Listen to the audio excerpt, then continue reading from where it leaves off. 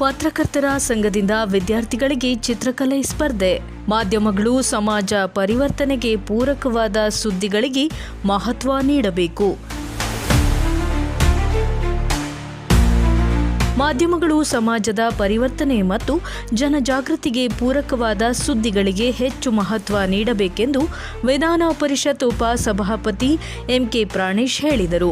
ಅವರು ಶನಿವಾರ ತಾಲೂಕಿನ ಕೊಟ್ಟಿಗೆಹಾರದ ಪೂರ್ಣಚಂದ್ರ ತೇಜಸ್ವಿ ಪ್ರತಿಷ್ಠಾನದಲ್ಲಿ ಪತ್ರಕರ್ತರ ಸಂಘದಿಂದ ಪತ್ರಿಕಾ ದಿನಾಚರಣೆ ಅಂಗವಾಗಿ ವಿದ್ಯಾರ್ಥಿಗಳಿಗೆ ಏರ್ಪಡಿಸಿದ್ದ ಚಿತ್ರಕಲೆ ಸ್ಪರ್ಧೆ ಕಾರ್ಯಕ್ರಮದ ಸಮಾರೋಪ ಸಮಾರಂಭದಲ್ಲಿ ಮಾತನಾಡಿದರು.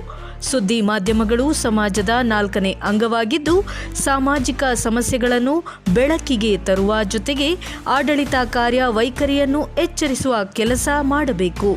ಆದರೆ ಇತ್ತೀಚಿನ ದಿನಮಾನಗಳಲ್ಲಿ ಕೆಲ ಮಾಧ್ಯಮಗಳು ಇತರೆ ಮಾಧ್ಯಮಕ್ಕೆ ಸ್ಪರ್ಧೆ ನೀಡುವ ಭರಾಟೆಯಲ್ಲಿ ಅಗತ್ಯವಿಲ್ಲದ ಸುದ್ದಿಗಳು ಹೆಚ್ಚಾಗುತ್ತಿರುವುದರಿಂದ ಮಾಧ್ಯಮಗಳ ಮೇಲೆ ಜನರು ನಂಬಿಕೆ ಕಳೆದುಕೊಳ್ಳುತ್ತಿದ್ದಾರೆ.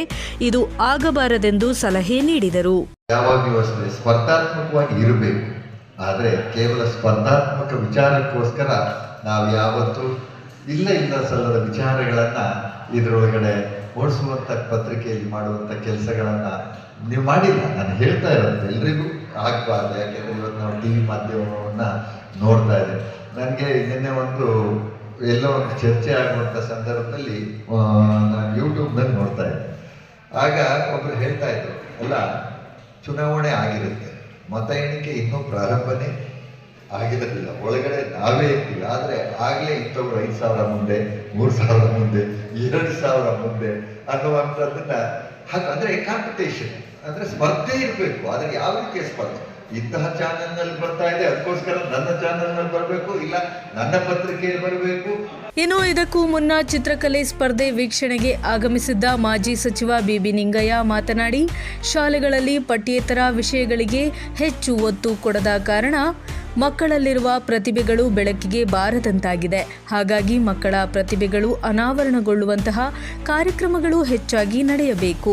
ಇಲ್ಲಿ ಚಿತ್ರಕಲೆಗೆ ಭಾಗವಹಿಸಿದ ವಿದ್ಯಾರ್ಥಿಗಳಿಗೆ ಸ್ವತಂತ್ರ ಹೋರಾಟಗಾರರ ಹಾಗೂ ರಾಷ್ಟ್ರ ನಾಯಕರ ಭಾವಚಿತ್ರ ಬಿಡಿಸಲು ಕೊಟ್ಟಿರುವ ವಿಷಯ ನಿಜಕ್ಕೂ ಶ್ಲಾಘನೀಯ. ಇದರಿಂದ ವಿದ್ಯಾರ್ಥಿಗಳಲ್ಲಿ ದೇಶದ ಮೇಲೆ ಇನ್ನಷ್ಟು ಭಕ್ತಿ ಮೂಡಿಸಿದಂತಾಗಿದೆ ಎಂದು ಹೇಳಿದರು.